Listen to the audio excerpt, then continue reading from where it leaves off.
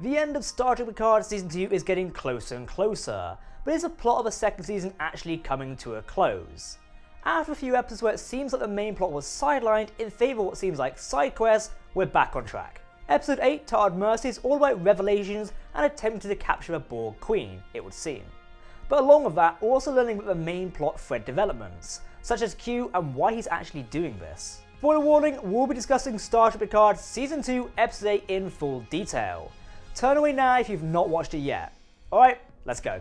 Welcome to Trek Central, I'm your host Captain Jack, and of course, let's just get straight into it. So, before we dive into the video today, if you want to keep up to date on all the latest Star Trek news, lore and more, then make sure to hit that subscribe button to never miss a video from the team here at Trek Central.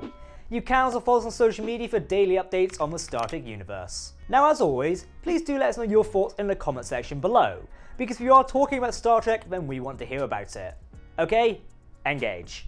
Now, as I mentioned, Episode 8 of Star Trek Picard Season 2 is Tired Mercy, and is written by both Cindy Appel as well as Kirsten Beer.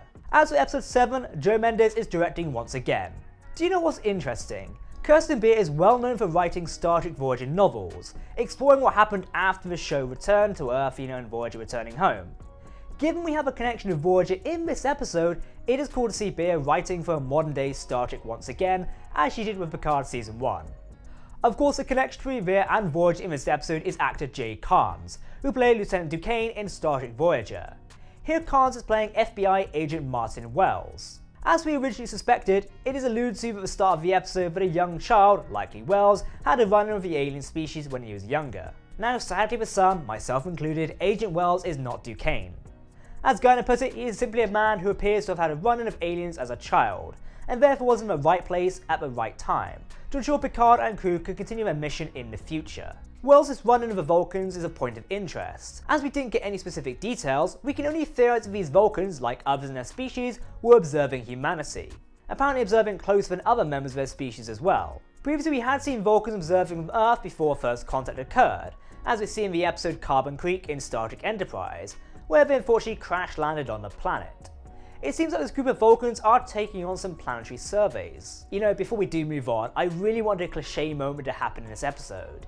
Just as Guinan and Picard are released by Agent Wells, I wanted him to reveal that he had some sort of middle name. Imagine him be called Martin Duquesne Wells. Look, I know it's slightly cliche and such, but come on, it would have been some great connectivity and a man can dream. But with Martin Wells now no longer an FBI agent, I actually wouldn't be surprised at all if he gets recruited by the Time Police and becomes Lieutenant Duquesne. I don't expect this to be shown in the series, but it would make a great time novel or something like that, just imagine it. Talking of Guinan, however, it is interesting how fleshed out she is in this season. Obviously in the last episode, we had the return of the hand poses she points at Q upon their first interaction we saw on The Next Generation. And now we have been getting a much more powerful alien Guinan, from simply the she's an alien that listens well.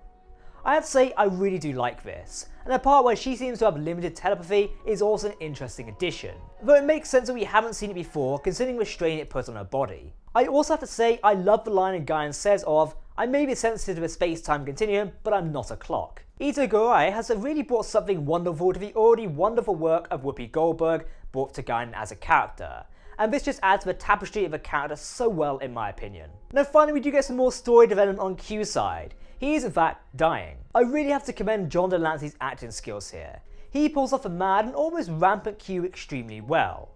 You can kind of tell that Q is scared of what's happening in a sense, but also curious. But at the same time, trying to keep up his usual appearance of being in control, essentially trying to maintain that he has all the cards in his hand.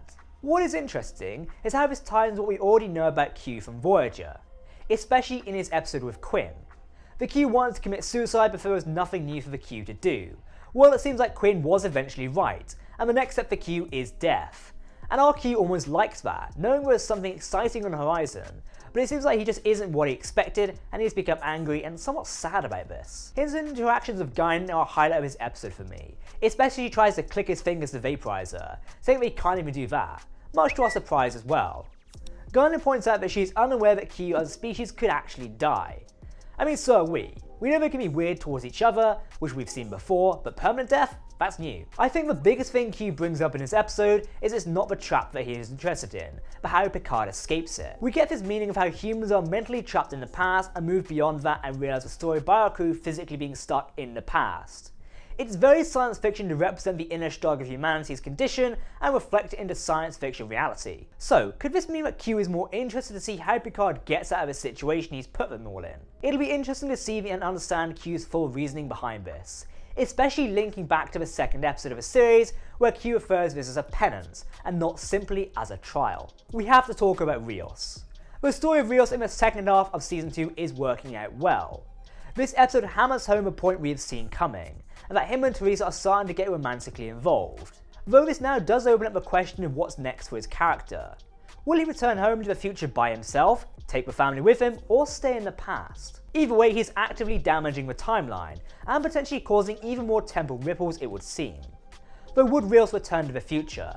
Trekkies are already theorising the idea of him not returning, and therefore the captain's position is left vacant on the USS Stargazer, a ship we know will be the focus of the upcoming third season of Star Trek Picard. If Rios does not return, perhaps Picard takes command of the ship and therefore recruits his old crew for one last mission.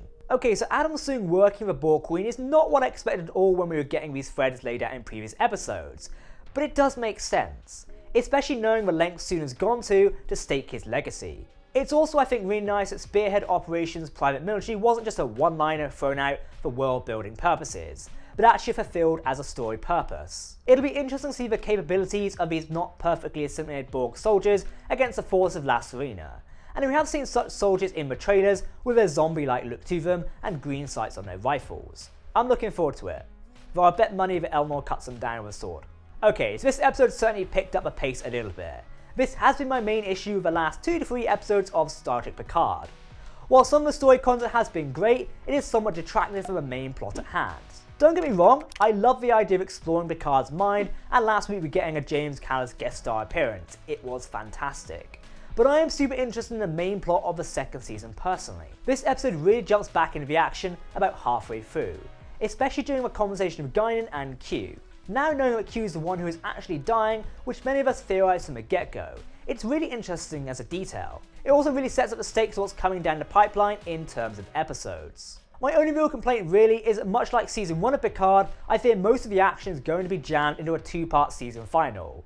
The ending of this episode shows the Queen is simulating a mercenary team and preparing to attack La Serena. I am just hoping we're not going to get most of the plot and action jammed too much into the last 2 episodes. Then again, we do know that some of the plots might carry over to the upcoming Season 3 of Star Trek Picard. So perhaps this is the reason why things have been dragging a little bit here and there. You know, before we do end this video, the thought has sort of occurred to me. Season 2 of Picard is going to end on a cliffhanger, isn't it? One that is going to make us wait almost a whole year until we get the resolution via the 3rd season. Who knows, but man, that is going to be hurting in some ways, but it is in a good way though. So, what did you think of the latest episode of Star Trek Picard Season 2?